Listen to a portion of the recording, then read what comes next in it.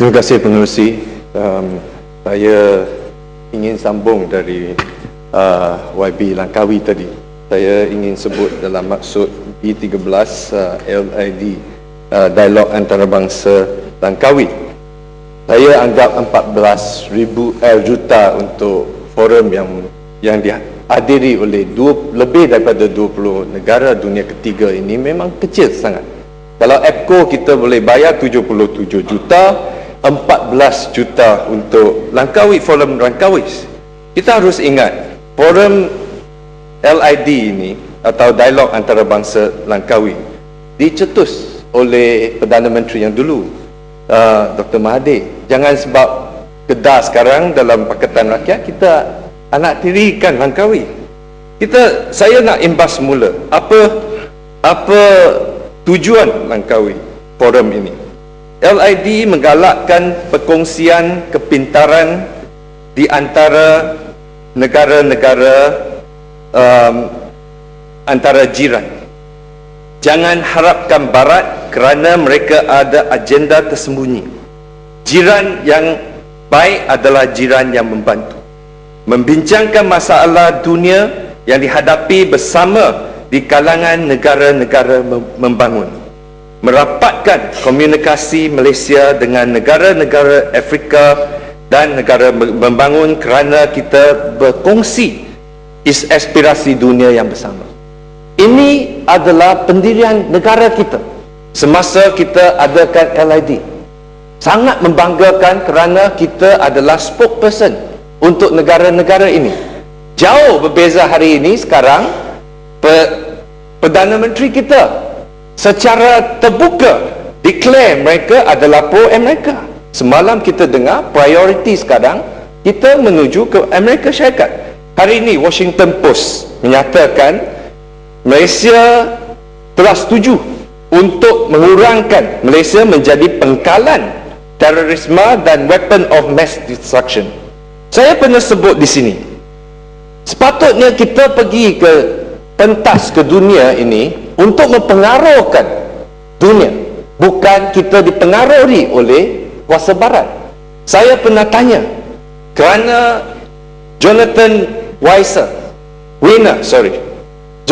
Wiener adalah pengurus APCO yang in charge di Malaysia. Dia pernah sebut, saya pernah baca di sini, Al-Taqwa yang berpengkalan di Malaysia ini ada perhubungan dengan JI.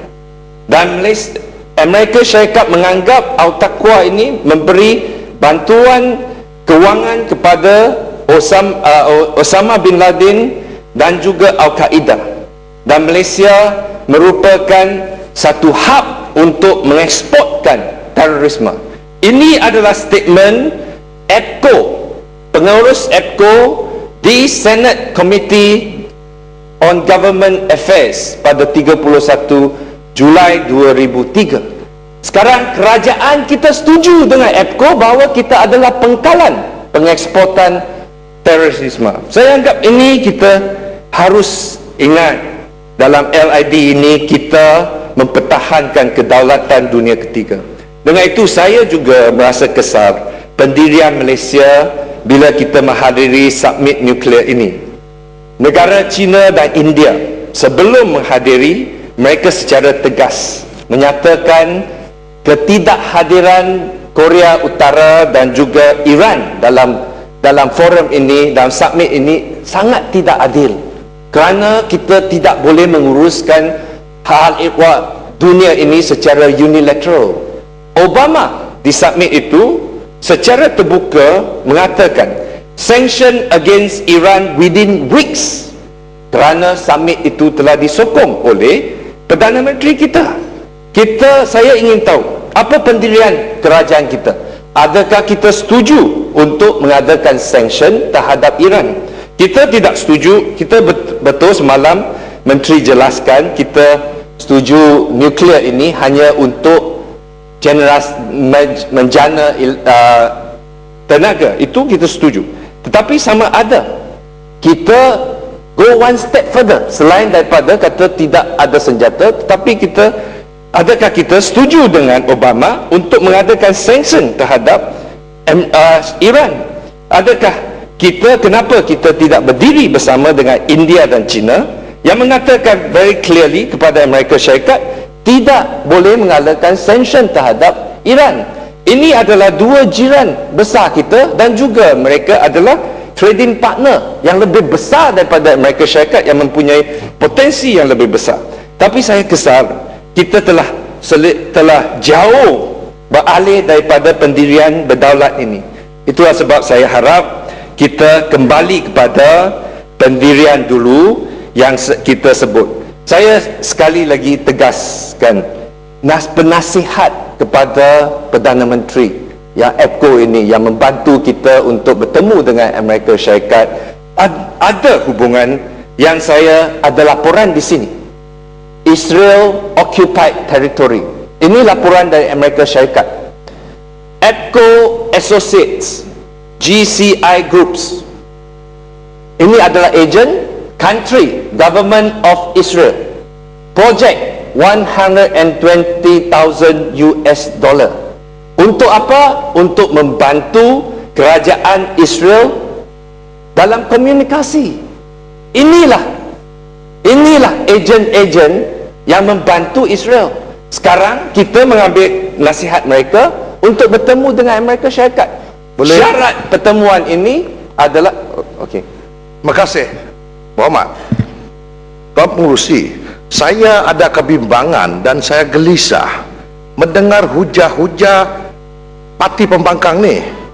Daripada mula mereka mempertikai kenapa kita menjalin hubungan baik dengan Amerika. Dulu bukan main, asal ada perkara-perkara yang membimbangkan dalam negara ini yang berhormat merujuk kepada Amerika.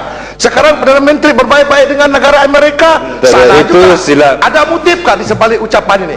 Boleh jelaskan kepada saya apa hujah, motif? Saya tak ada apa matlamatnya berhormat dan rakan-rakan yang lain.